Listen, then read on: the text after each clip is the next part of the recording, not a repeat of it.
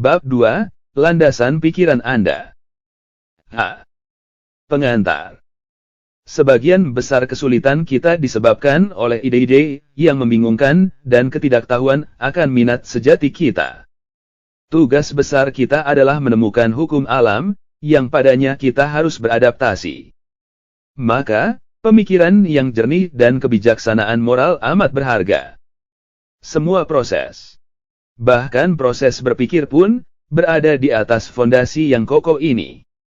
Semakin tajam kepekaan kita, semakin tajam penilaian kita, semakin halus cita rasa kita, semakin halus perasaan moral kita, semakin halus inteligensi kita, semakin tinggi aspirasi kita. Semakin murni dan kuat pemuasan yang diberikan oleh eksistensi ini. Karena itu, studi tentang segala yang terbaik yang telah dipikirkan di dunia ini memberikan kegembiraan yang luar biasa.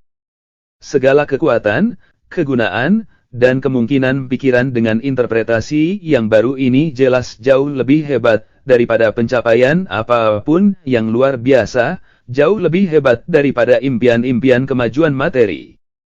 Pemikiran adalah energi. Pemikiran aktif adalah energi aktif. Pemikiran yang terkonsentrasi adalah energi yang terkonsentrasi.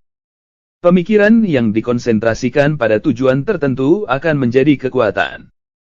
Inilah kekuatan yang sedang digunakan oleh mereka yang tidak percaya pada nilai kemiskinan atau keindahan penyangkalan diri. Mereka percaya bahwa hal-hal negatif ini merupakan isi pembicaraan manusia lemah. Kemampuan untuk menerima dan mewujudkan kekuatan ini tergantung pada kemampuan mengenali energi tak terbatas yang selalu ada di dalam diri manusia, yang senantiasa mencipta dan mencipta lagi tubuh dan pikirannya, serta setiap saat siap mewujud melalui dirinya seperti yang diperlukan.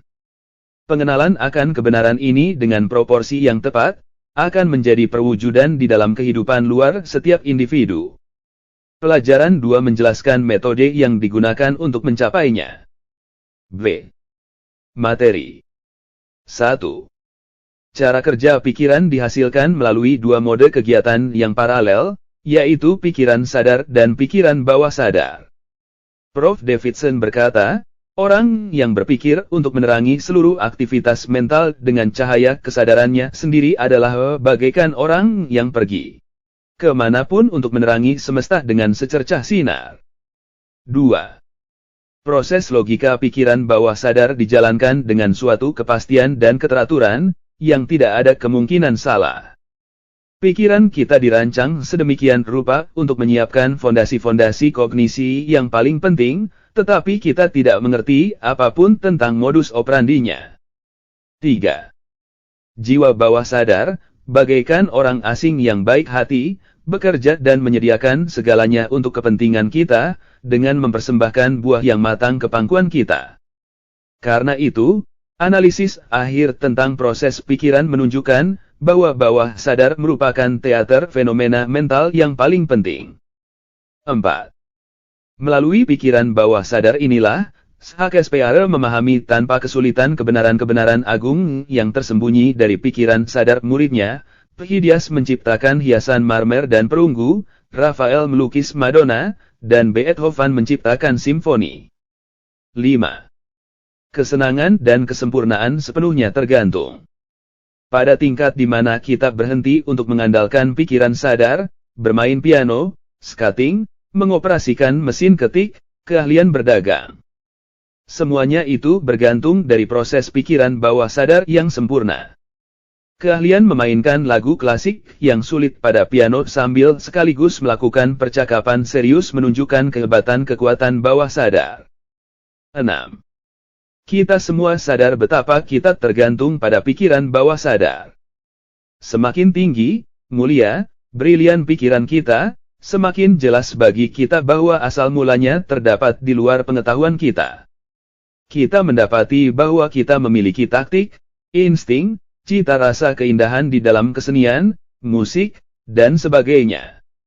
Namun, asal mulanya atau tempat asalnya sama sekali tidak kita sadari. 7. Nilai pikiran bawah sadar sangat besar. Ia menginspirasi kita, ia mengingatkan kita, ia memberikan kita nama, fakta, dan adegan-adegan dari ruang penyimpanan memori. Ia memimpin pemikiran dan cita rasa kita.